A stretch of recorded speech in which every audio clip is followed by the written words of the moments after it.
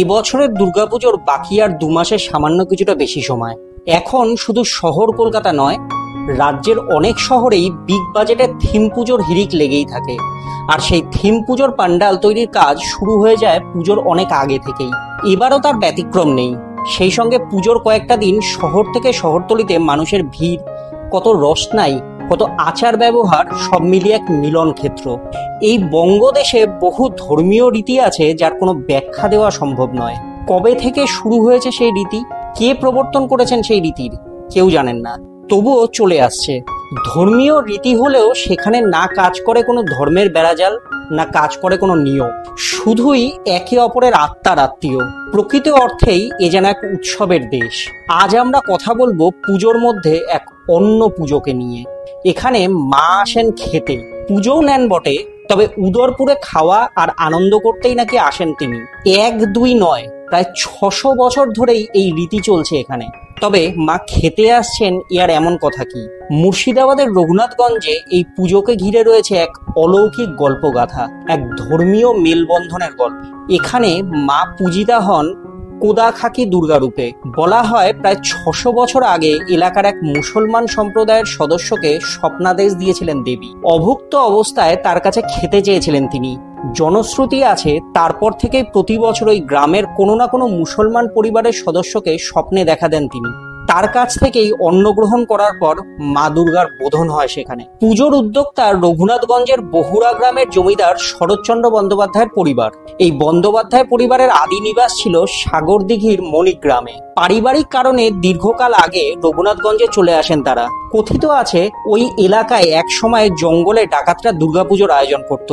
একবার শরৎচন্দ্র বন্দ্যোপাধ্যায় সেখান দিয়ে আসার সময় নিজে চোখে সেই পুজো দেখেছিলেন। পরে সেই রাতেই দেবী তাকে স্বপ্নে দর্শন দেন আর ওই পুজো তার বাড়িতে করতে নির্দেশ দেন।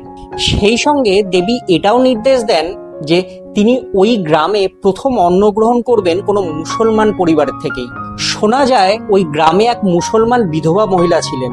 শরৎচন্দ্রবাবু প্রথমে তাকে ওই প্রস্তাব দেন, কিন্তু ওই মহিলা জানান তার কার্যত নুন আনতে পান্তা ফোরানোর মতন অবস্থা। কিভাবে তিনি দেবী দুর্গার ভোগের ব্যবস্থা করতে পারবেন? কথিত আছে সেই রাতেই নাকি দেবী তাকেও স্বপ্নাদেশ দেন যাতে তিনি সামান্য কিছু হলেও ভোগস্বরূপ নিয়ে আসেন তার জন্য। পরের দিন সকালেই জঙ্গলে ছোটেন ওই মহিলা। কোনোভাবে সেখান থেকে সামান্য পরিমাণে কাউনের চাল জোগাড় করে আনেন আর তা দিয়ে নাড়ু বানিয়ে দেবী দুর্গাকে ভোগ দেন। সেই শুরু। আজও সবকিছুর সঙ্গে কাউনের চালের নাড়ু ভোগে দেওয়া হয় এই পুজোয়। সেই সঙ্গে থাকে ভাত, সজনে ডাঁটা, কাঁঠাল এবং গঙ্গার ইলিশ। প্রসঙ্গত মুর্শিদাবাদের ওই অঞ্চলে সেই সময় কাউনের চালকে কোদা বলা হতো, আর সেই কোদা থেকেই এই দেবীর নাম হয় কোদাখাকি দুর্গা। তবে এই মত সর্বজনগ্রাহ্য নয়। অনেকে বলেন এক সময় নাকি ওই গ্রামে ভয়ঙ্কর বন্যা হয়েছিল। সেই সময় দেবী এক মুসলমান পরিবারকে স্বপ্নাদেশ দেন তিনি পুজোয় ভুরুর চালের ভোগ পেতে চান। ভুরুর চালের যেহেতু আরেক নাম হলো কাউন, সেই থেকেই কাউনের চাল দিয়ে পুজো দেওয়ার রীতি রয়েছে এখানে বলেই মনে করা হয়। তবে মতবাদ যাই থাকুক না কেন, পুজোর সময় এমন সম্প্রীতির চিত্র বঙ্গদেশে খুব একটা আছে বলে জানা নেই। এখানে দেবী দুর্গাকে শাখা পলা দিয়ে সাজান এলাকার মুসলমান মহিলারা। সেই সঙ্গে পুজোর 4 দিনই তাদের উপস্থিতি ছাড়া পুজো সম্পন্ন হয় না। তবে এই পুজোয় যেমন সন্ধ্যায় কোনো আরতি হয় না, তেমনি নেই অঞ্জলি দেওয়ার প্রথাও।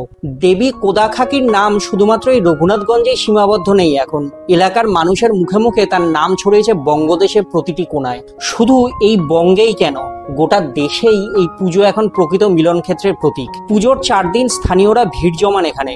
প্রসাদ গ্রহণ থেকে পুজোর রীতি সবেতেই অংশ নেন। কোনো বাছবিচার থাকে না এই পুজোতে। আপনাদের জেলাতেও এই ধরনের কোনো অজানা পুজোর গল্প রয়েছে? আমাদের জানান কমেন্ট করে, আমরা শোনাবো সেই গল্প। সেই সঙ্গে এই গল্পটি ভালো লাগলে চ্যানেলটিকে সাবস্ক্রাইব করতে ভুলবেন না।